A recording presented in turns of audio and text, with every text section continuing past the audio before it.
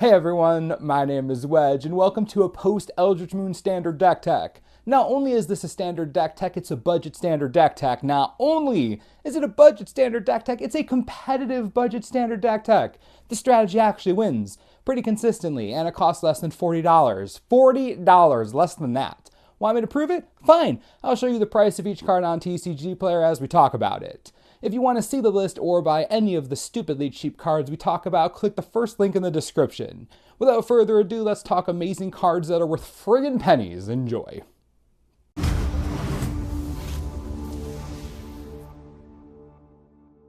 Today we're looking at a budget mono red list. Now this isn't your typical mono red deck. It isn't playing only the fastest stuff around. It's a mono red deck based on sorcery and instant value. We're looking to create serious value using synergies between our cards, something that mono red usually doesn't do all that well. The deck usually just bashes its head against the wall. Not this time. We have a plan. I mean, don't get me wrong, we're totally gonna bash our heads against the wall, like hard, like really hard. But at least we're thinking about it as we do it. I'll explain. We'll begin with lands. Our only non-basics are 2 Gaia Reach Sanitarium. In a mono red deck, you don't exactly need a ton of non-basics. The Sanitarium is going to enable madness for us, which matters. And more importantly, it'll help us filter cards into our graveyard, which turns out is pretty important.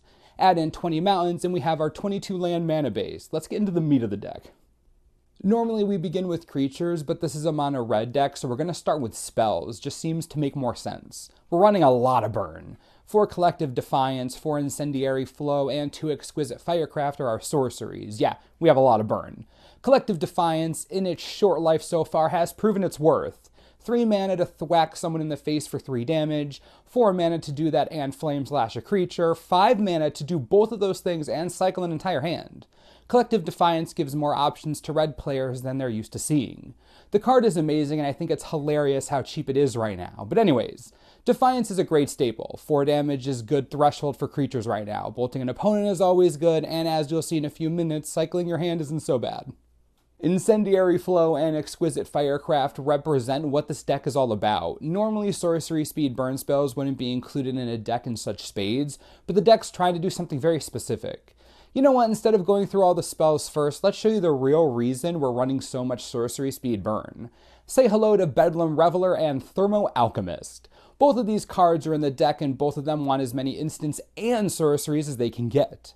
Thermo Alchemist is one of the most underrated cards in Eldritch Moon. 2 mana for a 0/3 wall stop Sylvan Advocate, you're good with that. Being able to prodigal sorcerer your opponent every turn, great. Being able to do it again whenever you cast an instant or sorcery spell, are you serious? That's so much value. Not only does it block really well, but it also has inevitability. It will kill your opponent eventually. The 3 of them in the deck are all-stars plain and simple, one of the reasons you want so many spells. Bedlam Reveler is the gun we bring to the knife fight. We're running 22 instants and sorceries. We may not be able to get the Reveler out for double red, but we can feasibly get it out for 4 mana. When you do, it's a 3/4 with prowess that effectively lets you draw 3 cards, assuming you've used all your gas, which you should assume because you're playing a mono red deck that's basically only burn spells. The Reveler is the biggest payoff for running the massive amount of burn that we're running. This type of guaranteed card filtering in red is not normal, and when it does exist, you usually have to jump through more hoops than this. Between the Reveler and Collective Defiance, I see no reason why you shouldn't be able to cycle to good stuff. The Reveler is just as hilarious as everyone says it is. Well worth running, and well worth its current price tag, which honestly is not that much. It's so good. Right, so now that you know the Reveler and Alchemist are leading this show, it probably makes a bit more sense why a playset of Incendiary Flow and a couple Exquisite Firecraft are included in the deck. We're going super ham here. Best part, those 10 sorceries aren't even half of our burn. I know, we're insane. We're also running 12 instants, playsets of Draconic Roar, Fiery Impulse, and Fiery Temper. I told you, the deck is stupid. Fiery Impulse is going to be pathetically easy to enable Spell Mastery on because, well, you've seen the deck. If you can't enable it, you probably lost. Fiery Temper gets to madness on our Sanitarium, Reveler trigger, Collective Defiance. No reason not to run the Lightning Bolt, which is what it is. You won't ever have to hardcast this thing, ever. Draconic Roar by itself is fine. 3 damage for 2 mana at instant speed, but we are running 4 Thunderbreak Region, so yeah, that'll work. Of course, you won't always get that synergy, but when you do, it'll feel really good. Even without that, Thunderbreak Region has more than earned its spot in this list. Remember, the deck isn't about playing all the haste creatures and winning on turn 2. The region is exactly what our mid-game burn deck wants. The card is really difficult to deal with effectively, and will almost always get at least 3 damage through via its ability. If not, you know your opponent jumped through a hoop to kill it. If they don't deal with it, at worst it's a 4/4 flyer, so there's really no losing playing the Regent. Always a potent threat when it hits the board, and again, the synergy with Draconic War shouldn't be ignored. It's great stuff. We've covered almost the entire deck. All that's left are the rest of the creatures. We're running 4 Insolent Naenae. This may seem like an out-of-the-box pick, but the Naenae performs a lot of functions. It lets us discard our Fiery Temper if we want to. It practically guarantees early damage by having Menace. It lets you cycle a card if you really need to. At worst, it chump blocks, then might draw you a card if you want. Could be a lot worse. Gets on the board early, it's worth it. The only other creature we're running, and the last 3 cards in the deck, Abbot of Carol Keep. Remember, we're not trying to win on turn 2, so the Abbot is going to get some time to actually use its ability. Must feel nice being able to cast the Abbot and have the mana left to use the card it exiles. Of course, if you're against a deck that is absurdly slow, dropping this on turn 2 isn't a problem at all. Even on turn 3 before you drop a land, maybe you'll get lucky and get some value. Regardless, the Abbot is a wonderful filler creature that benefits from our obvious goal to cast a million spells all the time. Prowess creatures get big, fast. Abbot's no different. It's a solid inclusion. Alright, let's see what we're working with, then we'll talk sideboard. This is a mono red deck, but make no mistake, this isn't the mono red deck that wins on turn 2 or 3. There's just no way to really make that happen. The deck is designed to be a bit more mid-range than that. You know how a lot of burn decks die out in the mid-game? This isn't one of those. So don't be afraid to get to turn 4 or 5 without, winning. It's fine. You have a bit of longevity between the Region, your Alchemist, the Reveler, and escalated Defiance. You have the reach you need to win games.